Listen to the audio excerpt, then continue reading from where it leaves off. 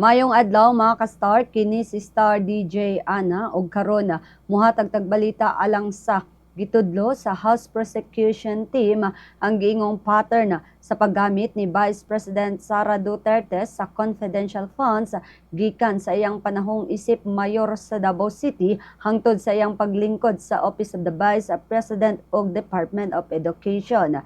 Matod ni House Prosecutor Joel Chua, misaka pag-ayo ang confidential funds sa Davao City atol sa pagkamayor ni Duterte nga niabot sa kapina 2.6 billion pesos gikan na 2016 hangtod 2022.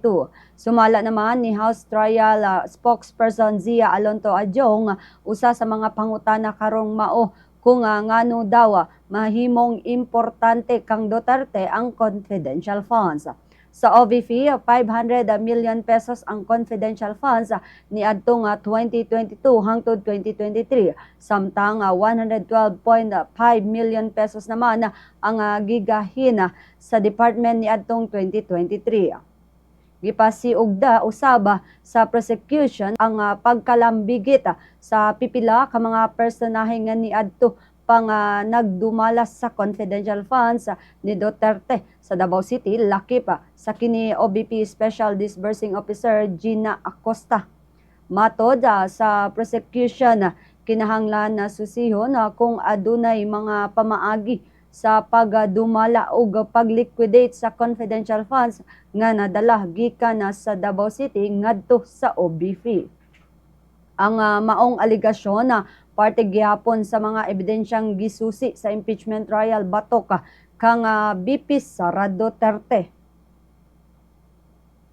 Og kana ra ang atong balita karong adlaw, and this is Bombo Radio Philippines, the #1 radio network in the country. Your trusted source of news and information. Basta Radio. Bombo! Oops! Star Nation, huwag kalimutang mag-like, mag-share at syempre, mag-follow na rin para sa mas marami pang ganap, mapabalitang man yan, mapaimpormasyon at mapachikahan. With Star FM, deserve mong maging updated at magkaroon ng bogang good vibes because it's all for you. Thanks for watching!